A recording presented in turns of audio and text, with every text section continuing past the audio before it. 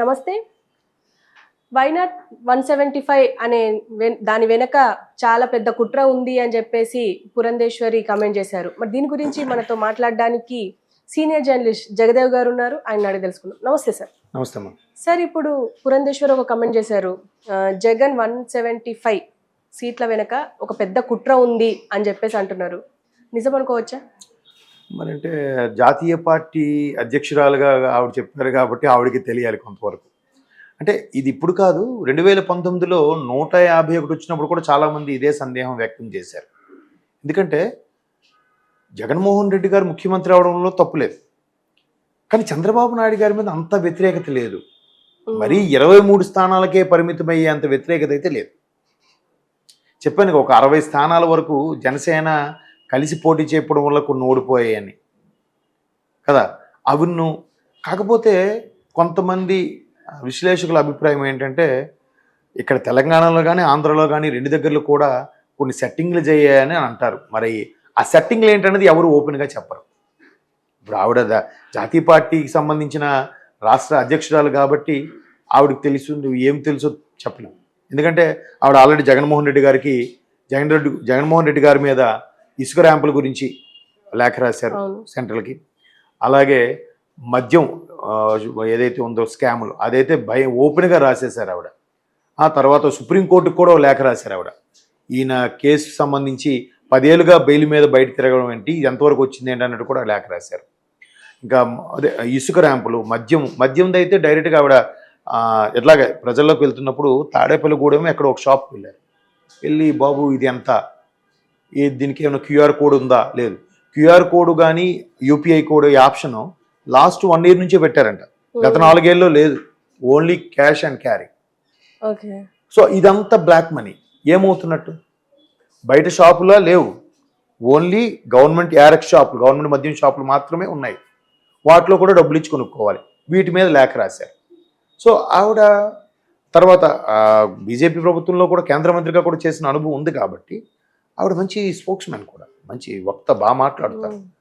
But రాజకీయ నేపథ్యం ఉన్న కుటుంబం నుంచి వచ్చారు ఆవిడ. స్వయానా మాజీ ముఖ్యమంత్రి గారి కూతురు, మరొక రాజకీయ ఉద్దండు భార్య, స్వయానా ఒకప్పటి మాజీ ముఖ్యమంత్రి చంద్రబాబు నాయుడు గారికి వదిన గారు అదే తోటల్లుడు భార్య, భార్య తాలూకు అక్క, రకరకాలుగా ఎన్నో అలంకారాలు ఉన్నాయి ఆవిడకి. అంటే మంచి పెద్ద నందమూరి వారి ఫ్యామిలీ నుంచి వచ్చిన అమ్మాయి.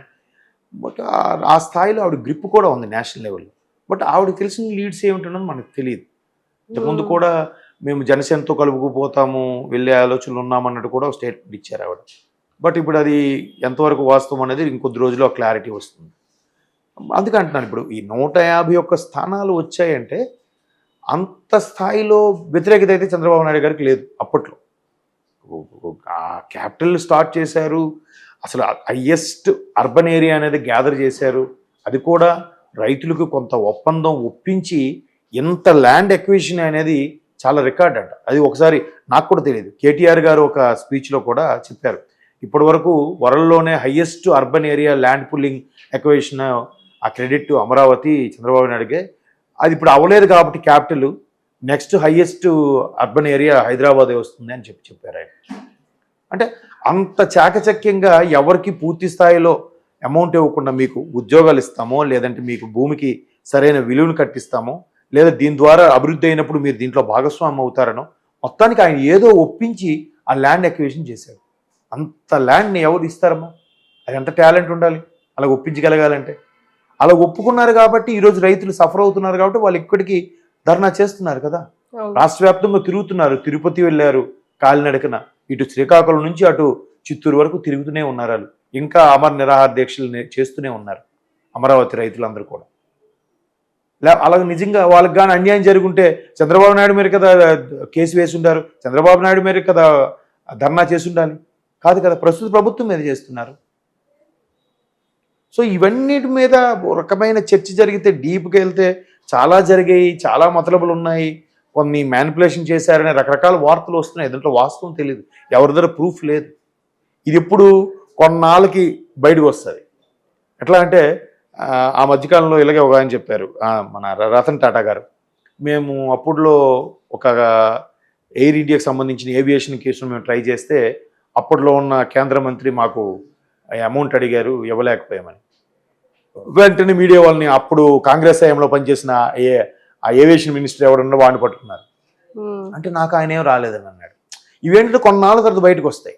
ఎవరు ఎలాగ జెన్యున్గా గెలిచారా, లేదంటే మ్యానిపులేట్ చేసి గెలిచారా, లేదా రిగ్గింగ్ చేసి గెలిచారా అని.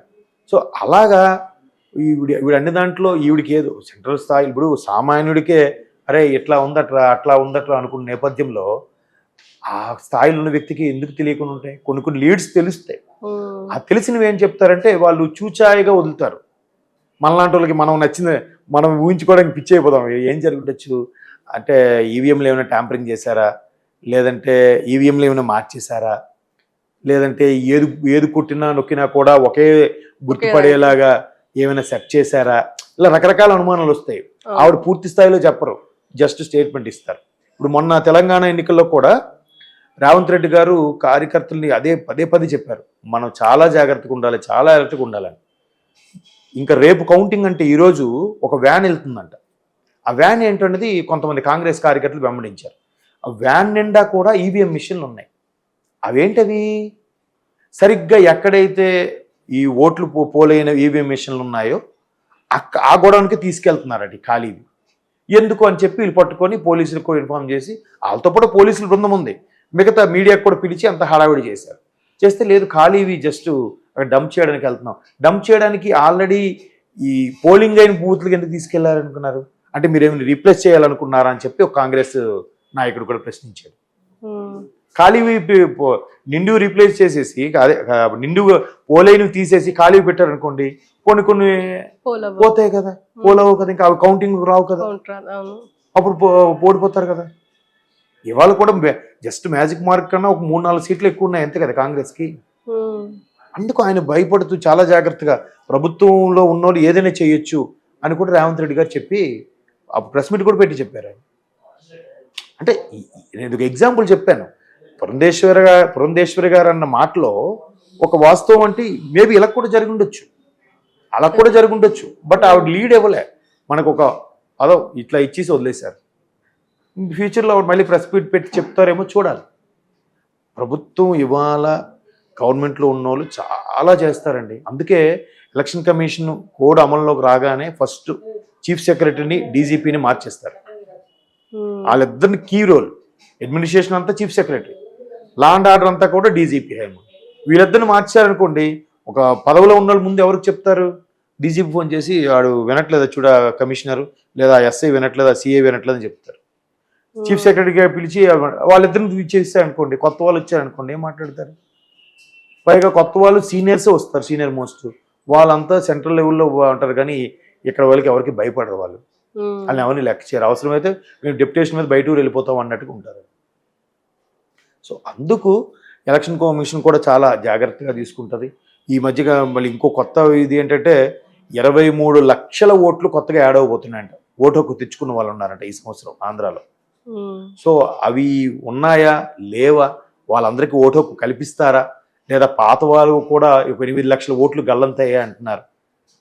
ఆ 8 లక్షలు కూడా కేవలం 2-3 జిల్లాలకు చెందినవేనంట. మరి రాష్ట్ర వ్యాప్తంగా ఎన్ని గల్లంతయ్యో తెలియదు. అందుకే ఎప్పటికప్పుడు రోజువారీ ఎవరికి వాళ్ళు ఓటు చెక్ చేసుకోవాలని కూడా చెప్తున్నారు. ఇట్లా ఏవో రకరకాలుగా జరిగి మొత్తానికి ఉద్దేశం ఏంటంటే బుల్లెట్ దిగిందా లేదా, గవర్నమెంట్ ఫామ్ చేసామా లేదా అనేది కదా అల్టిమేట్. నువ్వు ఎలా గెలిచావు అనేది అనవసరం.